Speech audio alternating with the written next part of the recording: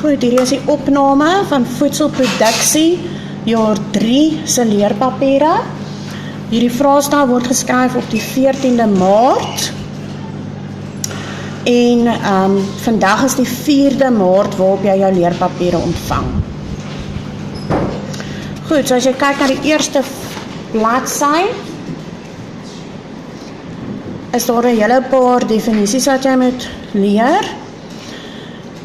Ek het hierdie opsommings gemaak uit die werk wat jy al hierdie kwartaal in jou werkboek gedoen het.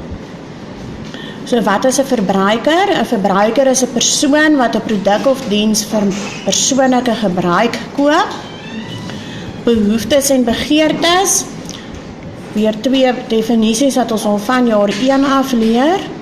'n Behoefte, iets wat jy nodig het en nie sonder kan lewe nie. Dit is noodsaaklik vir oorlewing. Begeerte, iets wat jy baie graag wil hê, maar nie noodsaaklik is vir oorlewing nie. Volgende definisie is wat is 'n huishoudelike inkomste? So dit is die totale inkomste van al die lede van 'n huishouding ouer as 15 jaar. Dan het ons verskillende tipes huishoudelike inkomste. Die eerste een is nie finansiële inkomste. Dit is wanneer jy jou eie huis skoonmaak, in plaas daarvan om iemand te betaal daarvoor. Jou eie groente kweek, jou eie klere maak, jy gebruik openbare dienste, soos 'n biblioteek, in plaas van om boeke te koop. So dit is wanneer jy werkies in jou eie huis doen, in plaas daarvan om iemand te betaal, spaar jy geld en tel dit dan as nie finansiële inkomste. Goed, finansiële inkomste is dan alle salarisse of lone. Onthou, salaris kry jy maandeliks, lone kry jy weekliks. Rente uit beleggings, pensioenfonds of enige ander toelaag is dan finansiële inkomste. Wat is 'n uitgawe?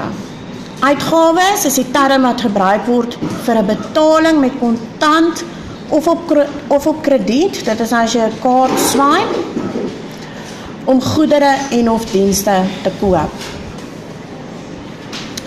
Wat is 'n begroting? 'n Begroting is basies 'n finansiële plan vir 'n spesifieke tydperk, en dit is 'n presiese plan van hoeveel inkomste teenoor die uitgawes vir 'n spesifieke tydperk verwag word. Goed, so jy kan gaan kyk na die begrotingswerkkaarte wat ons in ons skrifte gedoen het. Jy moet weet hoe om 'n begroting vir 'n gesin, soos wat ek in jou boek vir jou geleer het, te kan opstel. Goed, ons het nodig om te weet wat is die 3 tipes begrotings. Die eerste een, 'n gebalanseerde begroting. Onthou, ek het altyd van die weegskaal gepraat. So die inkomste is gelyk aan die uitgawes. Jy het eweveel inkomste as uitgawes. Jou surplus begroting. Dit is 'n begroting wanneer jou inkomste meer is as jou uitgawes. So dit beteken jy het aan die einde van die maand, nadat jy al jou rekeninge betaal het en alles gekoop het wat jy nodig gehad het vir daardie maand, en jy het nog steeds geld oor, beteken dit jy het 'n surplus begroting. 'n tekortbegroting.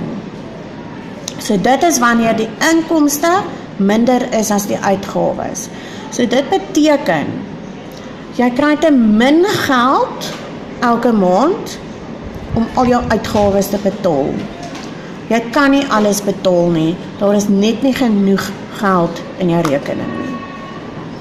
Goed, dit is dan bladsy 2. So wanneer jy 'n begroting opstel, moet jy gaan kyk, is dit 'n gebalanseerde begroting, is dit 'n surplus begroting of is dit 'n tekort begroting? Dan die 4 beginsels op die volgende bladsy. 4 beginsels van begroting. Hierdie 4 moet jy kan neerskryf, jy moet kan onderskei tussen behoeftes en begeertes. So in jou begroting gaan jy heel eers al jou behoeftes betaal. En dan as daar geld oor is, kan jy geld spandeer aan jou begeertes. 'n begroting is ook daar, sodat jy kan beheer en kan aanteken van hoeveel jy spandeer elke maand. Dit gee vir jou 'n aanduiding, sodat jy minder spandeer as wat jy verdien. En dan gee dit jou ook geleentheid om te spaar vir wat ook al onverwags kan gebeur in die toekoms. Jou kind raak byvoorbeeld siek, of jou kar is stukkend, en jy het 'n ekstra geldjie nodig om daarvoor te betaal. So dit is die onverwagte waarvoor jy spaar. Dan wat om te doen met 'n tekortbegroting. Julle sal onthou ons het 'n oefening gedoen in die klas waar ek vir jou begrotings gegee het. En dan moet jy raad gee vir iemand wat 'n tekortbegroting het. Dit beteken daardie persoon kry nie genoeg geld om al sy uitgawes te betaal nie. So die raad wat ons vir hom kan gee is soos volg. Kry nog 'n vorm van inkomste. So die persoon kan iets maak om te verkoop en daaruit 'n bietjie 'n geldjie verdien of ekstra werk doen of so iets om sy inkomste en sy salaris aan te vul. Dan kan die persoon sny op uitgawes, so al die begeertes kan byvoorbeeld dan nie aangekoop word nie. So dis die uitgawes wat jy dan minder maak. Maak gebruik van spaargeld, indien beskikbaar. So indien jy spaargeld het, kan jy daarvan gebruik as jou salaris te min is en jou uitgawes te veel. Nog 'n raad wat jy vir hom kan gee, begin 'n besigheid van die huis af. En nog iets wat daardie persoon kan doen is om minder te koop minder en koop goedkoper.